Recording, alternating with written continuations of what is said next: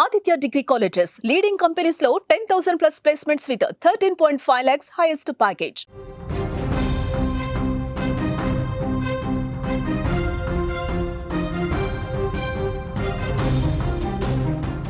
ఈ దేశంలో ఇటువంటి దుర్మార్గమైన ఒక సంఘటన వెలుగు చూస్తుందని ఎవరైనా కలగన్నారా? ఈ దేశంలో మనుషులు ఇంత రాక్షసత్వంతో ఉంటారని ఎవరైనా ఊహించారా? శివుడు స్వయంగా కొలువైనని భావించే మంజునాథ క్షేత్రం దగ్గర ఈ శవాల దిబ్బలు ఎక్కడివి? ఒక కార్మికుడు, ఒక పారిశుద్ధ్య కార్మికుడికి అంత ధైర్యాన్నిచ్చిన ఆ దుర్మార్గులు, హంతకులు ఎవరు? ధర్మస్థలి, కర్ణాటక ధర్మస్థలిలో వెలుగు చూస్తున్న 100 శవాల కథలను చూస్తే ఇప్పుడు ఇలాంటి ప్రశ్నలే వెలుగులోకి వస్తున్నాయి. 100 మంది మహిళల్ని, బాలికల్ని తీసుకొచ్చి నగ్నమైన వాళ్ళ శవాలని, కొందరినైతే స్కూల్ యూనిఫామ్లోనే తీసుకొచ్చినట్టుగా తెలుస్తోంది, నగ్నమైన వాళ్ళ శవాలని ఇక్కడ పాతిపెట్టిన ఆ దుర్మార్గులు ఎవరు? వాళ్ళను హత్య చేసిన ఆ హంతకులు ఎవరు? కర్ణాటక ప్రభుత్వం వణికిపోతోంది. దేశం మొత్తం ఇప్పుడు ఈ వ్యవస్థ పైన, ఈ వ్యవహారం పైన మాట్లాడుతోంది. కర్ణాటకలోని ధర్మస్థలి మంజునాథ స్వామి క్షేత్రం, స్వయంగా ఆ శివుడే కాశీ నుంచి ఆ శివుడే వచ్చి అక్కడ కొలువైనట్టుగా భావిస్తారు హిందూ ధార్మిక ప్రజలు. హిందూ ప్రజలు అక్కడి శివుణ్ణి ఎంతో ప్రేమతో కొలుస్తారు. ముఖ్యంగా కర్ణాటకలో మంజునాథ క్షేత్రానికి ఉన్న ప్రాధాన్యత వేరు. అటువంటి మంజునాథుని సాక్షిగానే 100 శవాలను పాతిపెట్టారంటే అంత ధైర్యం ఏ నేరస్తుడికుంది? అంత శక్తి ఏ నేరస్తుడికుంది? ఒక కార్మికుడి ద్వారా ఈ దుర్మార్గం అంతా జరిగినట్టుగా తెలుస్తోంది. ఆ కార్మికుడు ఒక విజిల్ బ్లోయర్ అక్కడుండే, అంటే ధర్మస్థలిలో దాదాపు 10 ఏళ్లకు పైనే పనిచేసినట్టుగా తెలుస్తోంది. ఒక దళిత కుటుంబానికి చెందిన కార్మికుడిని కొందరు వ్యక్తులు బెదిరించి డెడ్ బాడీలను తీసుకొచ్చి, అవి కూడా కేవలం మహిళలు, బాలికల డెడ్ బాడీలే. మీరు చూస్తున్నారు వీడియోలు. కోర్టుకి ఆ కార్మికుడు ఎవరైతే ఈ 100 శవాలని ధర్మస్థలిలోని ఆ నది పక్కన పాతి పెట్టాడో ఆ వ్యక్తిని కోర్టుకు తీసుకొస్తున్న విజువల్స్ చూస్తున్నారు. ఇతనే 100 శవాలని, దాదాపు మొహానికి మాస్క్ వేస్తుంది, ఇతనే 100 శవాలని, మహిళల 100 శవాలని, అందులో బాలికలు ఉన్నారు, మహిళలు ఉన్నారు, కొందరు పురుషుల శవాలు కూడా ఉన్నట్టుగా తెలుస్తుంది. 100 డెడ్ బాడీలను తీసుకొచ్చి అక్కడి నది పక్కన, ధర్మస్థలి ఆలయం పక్కనున్న నది పక్కన పాతి పెట్టినట్టుగా సమాచారం అందుతోంది.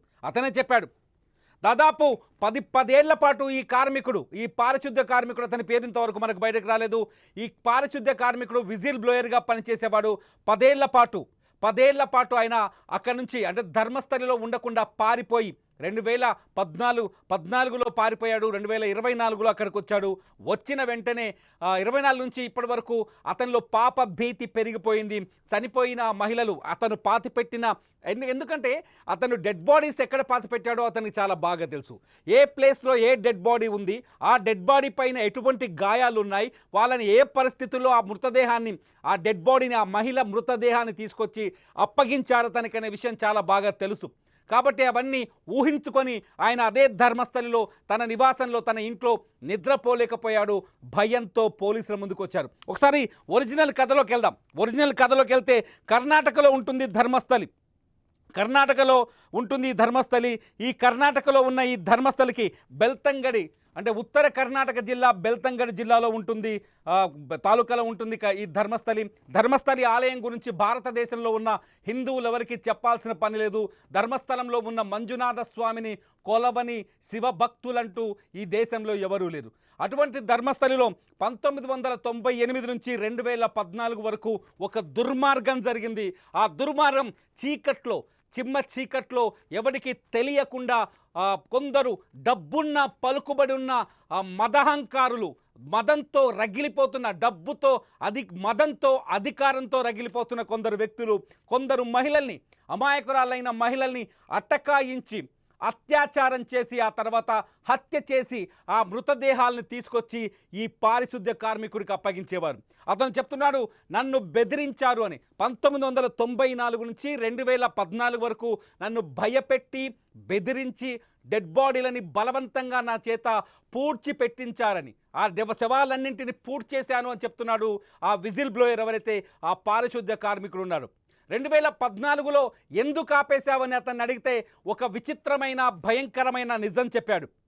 అఘాయిత్యాలకు గురైతున్న మహిళల శవాలని పాతిపెడుతున్న నా కుటుంబంలోనే ఒక మహిళని అత్యంత దారుణంగా, ఒక బాలికని అత్యంత దారుణంగా లైంగికంగా వేధించారు.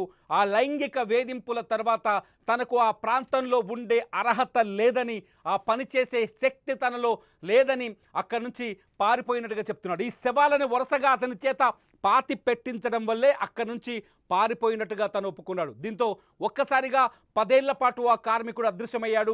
2014 నుంచి 2024 వరకు ధర్మస్థలి ఏరియాలో అతను కనిపించలేదు. ఇది నిజం. 2024లో తిరిగి వచ్చాడు. మళ్ళీ తన బతుకు తను బతకాలనుకున్నాడు. కానీ తను పాతి పెట్టిన శవాలన్నీ గుర్తుకొచ్చాయి. తను పాతి పెట్టిన మృతదేహాలన్నీ గుర్తుకొచ్చాయి. ఎక్కడైతే తను మృతదేహాలని పాతిపెట్టాడో ఆ ప్రాంతంలోకి వెళితే తను చేసిన పాపం తన కళ్ళకు కనిపించింది. ఆ మహిళల శవాలు, చాలామంది శవాలపైన ఏ అయితే మహిళలు బాలికలు ఉన్నారో వాళ్ళ శవాలు ఎక్కువగా నగ్నంగా తీసుకొచ్చేవాళ్ళంట. అంటే ఆ శవాలపైన ఎటువంటి దుస్తులు ఉండేవి కావు. అంతేకాదు ఆ శవాలపైన దాడి చేసిన ఆనవాళ్లు కనిపించేవని చెప్తున్నాడు. అంతేకాదు ఆ శవాలపైన ఇలా అఘాయిత్యం, లైంగిక దాడి చేసిన గుర్తులు, ఆనవాళ్ళు కూడా కనిపించేవని చెప్తున్నాడు. అంతేకాదు కొన్నిసార్లు అయితే స్కూల్ యూనిఫామ్లో ఉండే బాలికల మృతదేహాలను కూడా తీసుకొచ్చి ఇచ్చేవారు. నేను ఈ పని చేయను మహానుప్రభో అంటే చంపేస్తామని బెదిరించేవారు. తన ప్రాణాలు కాపాడుకోవడానికి ఆ శవాలని ఈ సమాధి చేసి ఈ సమాజానికి కనిపించకుండా చేశానని చెబుతున్నాడు ఆ పారిశుద్ధ్య కార్మికుడు.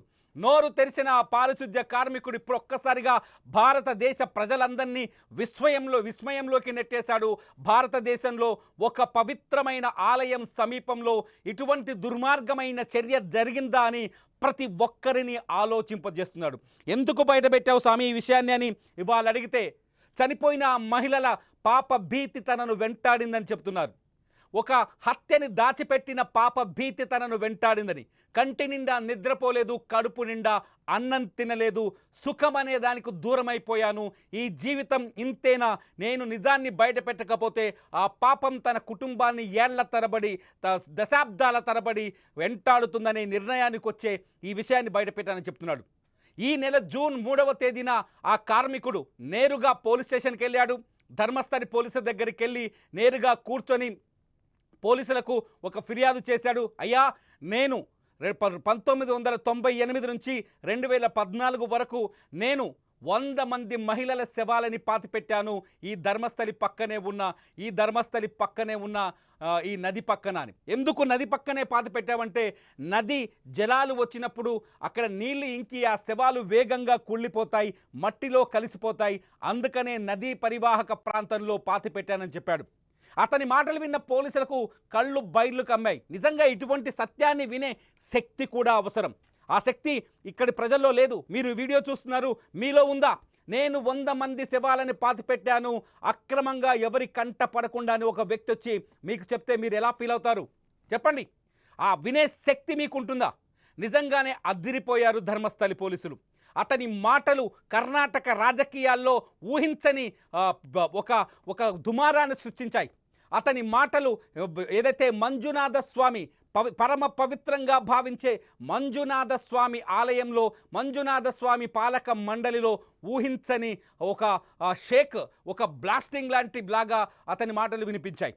అతను చెబుతున్న సత్యాలు నగ్న సత్యాలు. నిజానికి ఇప్పటి వరకు అతను ఎవరిపైన ఆరోపణలు చేశాడు, అతనికి శవాలు ఇచ్చింది ఎవరో అన్నది విషయం కూడా పోలీసులకు తెలుసు. కానీ ఆ విషయాన్ని బయట పెట్టలేకపోతున్నారు. ఇప్పుడు కర్ణాటకలో జరుగుతున్న చర్చ అంతా అదే. ఎందుకంటే ధర్మస్థలిలో ఆ శవాలని పాతిపెట్టింది ఎవరు? ఆ వివరాన్ని వెలికి తీసేందుకు ఇప్పటికే కర్ణాటక ప్రభుత్వం తొలుత కొంత ఆలోచించింది. కానీ అక్కడి బీజేపీ ప్రధాన ప్రతిపక్షంగా ఉంది.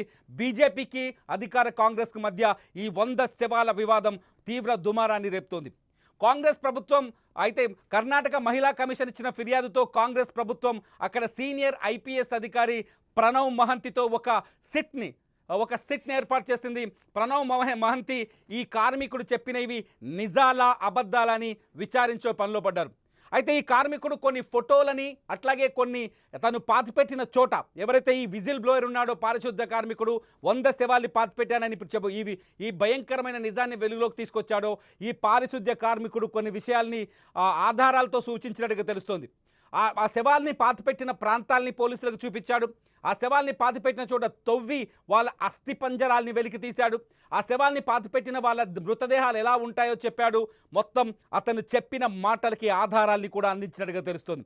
అంతేకాదు తనకు శవాల్ని అప్పగించిన వ్యక్తుల పేర్లను కూడా కర్ణాటక పోలీసులకు చెప్పారు. కానీ ఇంతవరకు ఆ వివరాలు ఇంకా బయటకు రావాల్సి ఉన్నాయి. ఇప్పటికే కర్ణాటకలోని మానవ హక్కుల సంఘాలు కావచ్చు, మహిళా సంఘాలు కావచ్చు, వివిధ రాజకీయ పార్టీలు కావచ్చు, ఎవరు ఆ మృతదేహాలకి కారకులు ఎవరు, అంత 100 మందిని చంపిన దుర్మార్గులు ఎవరు అనే ప్రశ్న తలెత్తుంది. ఇక్కడ ఒకసారి ఆలోచించు.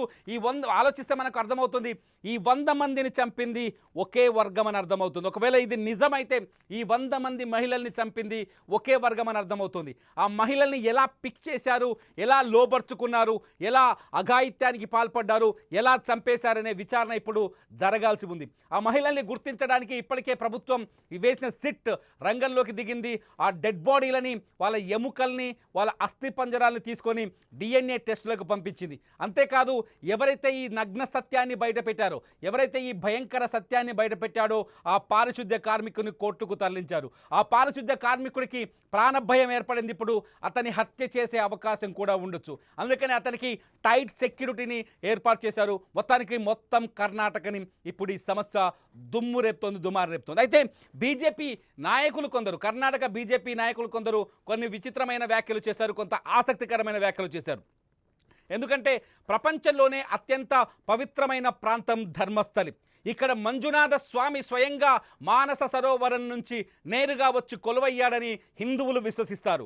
ఆ మంజునాథుడిని యావత్ కర్ణాటక పూజిస్తుంది. అటువంటి మంజునాథ క్షేత్రానికి అపకీర్తిని తీసుకురావడానికి, అటువంటి మంజునాథ క్షేత్రం పైన లేనిపోని నిందలు వేయడానికే ఈ ప్రయత్నం జరిగిందని చాలా స్పష్టంగా చెబుతున్నారు అక్కడ బీజేపీ నేతలు. అయితే 2 కోణాల్లో కూడా ఇప్పుడు సిట్ ఆలోచించాల్సిన అవసరం ఉంది.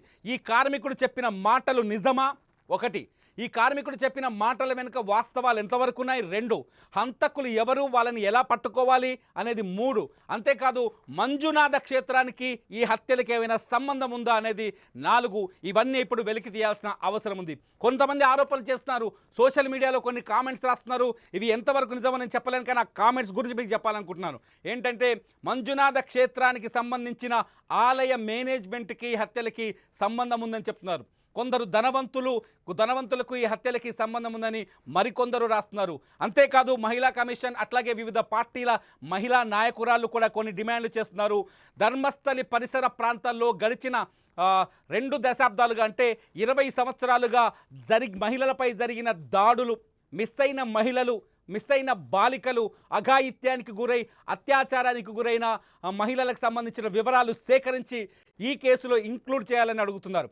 అంతేకాదు ఒక డాక్టర్ 2010 ఈ గ్యాప్లో 1998 2014 మధ్య ధర్మస్థలికంటూ వెళ్ళి కనిపించకుండా పోయిందని, ఇప్పటి వరకు తమ కూతురి జాడ తెలియలేదని, ఆ డాక్టర్ అని తమ కూతురు MBBS చదివిందని, ఆ MBBS డాక్టర్ కనిపించకుండా పోయిందని ఆమె తల్లిదండ్రులు తాజాగా పోలీసులకు ఫిర్యాదు చేశారు. ఒక్కసారిగా ఊహించని విధంగా యావత్ భారతదేశం మొత్తం అదిరిపోయే, ఆశ్చర్యపోయే, అవాక్కయ్యే ఈ సంఘటన ఇప్పుడు మొత్తం దేశ ప్రజల్ని ప్రశ్నించే ఆందోళనలో పడేసింది. నిజంగా ధర్మస్థలిలో ఈ 100 హత్యలకు కేంద్రం కారకులు ఎవరు? నిజంగా ఈ ధర్మస్థలిలో ఈ 100 హత్యలు జరిగాయని మీరు విశ్వసిస్తున్నారా?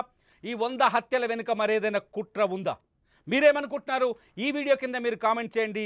ధర్మస్థలి హత్యలకు సంబంధించిన వరుస కథనాల్ని సుమన్ టీవీలో చూడాలి అంటే మీరు సుమన్ టీవీ డిజిటల్ లైవ్ అలాగే సుమన్ టీవీ లైవ్ని వెంటనే సబ్స్క్రైబ్ చేసుకోండి. చూస్తూనే ఉండండి Suman TV for live updates.